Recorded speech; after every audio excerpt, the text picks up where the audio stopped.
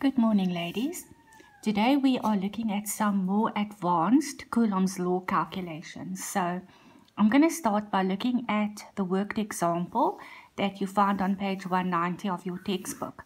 And what happens here, we have got charges in a straight line.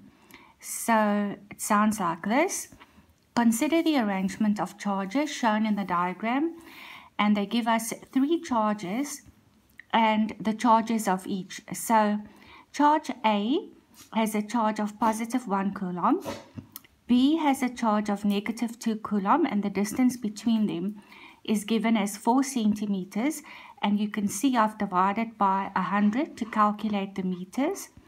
And charge C has a charge of positive 6 Coulomb, and the distance between those two given as 2 centimeters, and again I've divided by 100 to convert to meters. First question, draw a free body diagram showing the forces exerted on charge A. So I'm sure you can still remember, a free body diagram is where the object, in this case the charge, is represented as a dot with the forces as arrows pointing away from the dot. So over there, that represents charge A. So now I need to know what the forces are that will be acting on charge A. So firstly, charge B will exert a force on charge A, and because B carries a negative charge and A carries a positive charge, I know that it's going to be a force of attraction.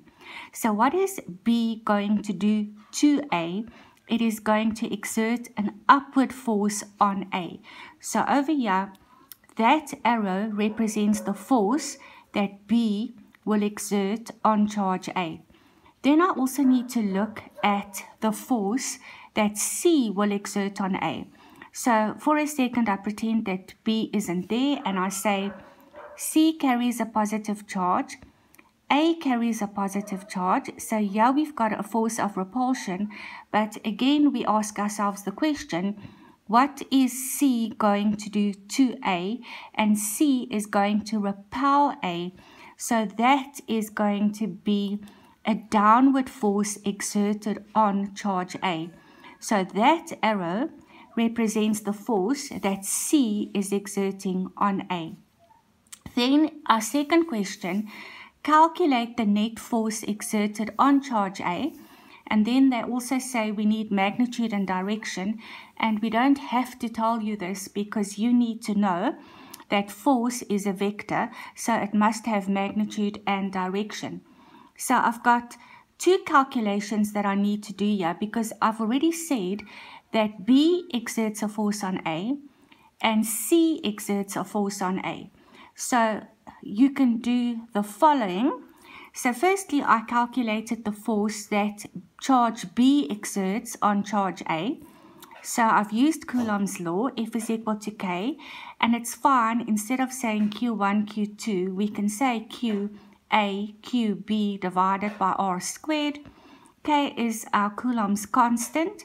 Charge A is given as 1 Coulomb and B is given as 2 Coulomb. Remember, when we fill in our values, we don't write down the signs. And then we were told that the distance between A and B is 4 centimeters, which I converted to meters. So that is what I wrote down over there, and I remembered to square that. And the answer that I got is 1,125 times 10 to the power of 13 newtons.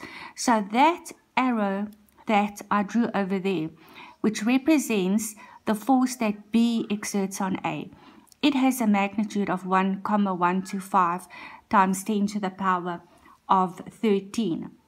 Then I also need to work out the force that charge C exerts on charge A. So again, Coulomb's law, Coulomb's constant, charge A is 1 Coulomb, charge C is 6, and then if I go back to the diagram, the distance between A and C is going to be 4 centimeters plus 2 centimeters, which is 6 centimeters. If I divide that by 100, that is going to give me 0,06, and I must remember to square that, and that is then the answer that I get. So if I go back to my free body diagram, this arrow represented the force that C exerted on A, and now I've calculated the magnitude of that force, and I got 1,5 times 10 to the power of 13 Newton. So now I've got the magnitude of the two forces. I still need to find the net or the resultant force of the two. So this is where our vector calculations come in. So like we normally did for vectors, we can just say, I've got two forces in opposite directions, up and down.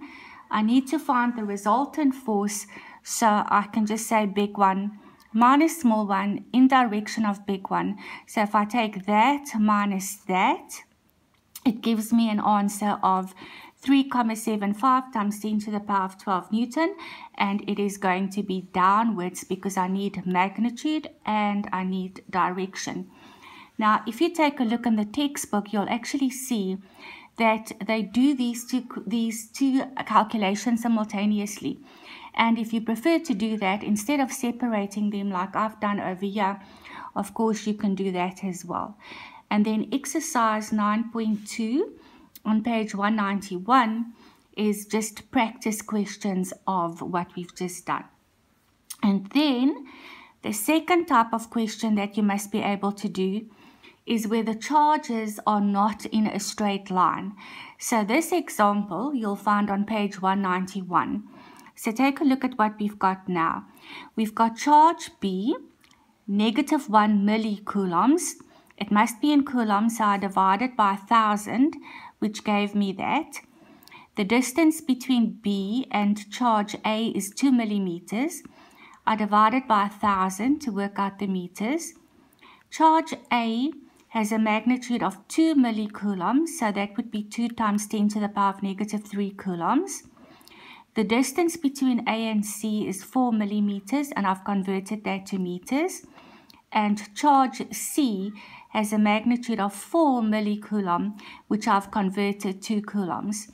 And the question is, calculate the net force exerted on charge A, and again magnitude and direction, but I should know that in any case because force is an example of a vector. So just like we've done before, we now need to look at what are the forces exerted on A. So B exerts a force on A. B carries a negative charge, A carries a positive charge. It's going to be a force of attraction. So in which direction will B exert a force on A? It's going to be upwards because B will attract A towards it. So if you look at my free body diagram, that represents the force that B exerts on A. And then what about the force that C exerts on A? A is positive, C is positive. It's going to be a force of repulsion. So what is C going to do to A? It is going to repel it. It's going to push it away. So that represents the force that C exerts on A. So in the end, that is what the forces look like. And now I just need to find the resultant of those two forces. So now it actually just looks like a vector diagram again. So I can use Coulomb's law to calculate the force between B and A. And that is what I did there. So I've used the charges. I have got the distances between them and I calculated my answer. I also used Coulomb's law to calculate the force between C and A. So that is what I did there. Substituted the values, got the answer. So that means that those are the forces, and now I've got their magnitude, and I need to find the net force of the two. So from vector calculations, you'll remember, if I draw the forces starting from the same point, I need to complete the parallelogram, fill in the diagonal, and that would form the net force. Or I can take my two forces and draw them head to tail. So in this one, I drew that force first, so there it is. The second one then has to start there, so there it goes. and the resultant connects the tail of the first to the head of the last. So there we go. Or in this one, I drew that one first. So there we go. The second one, head to tail. The resultant connects tail of first to head of last. And you can see it doesn't matter which one we draw. The resultant ends up pointing in the same direction. But I can see that I've got an angle of 90 degrees.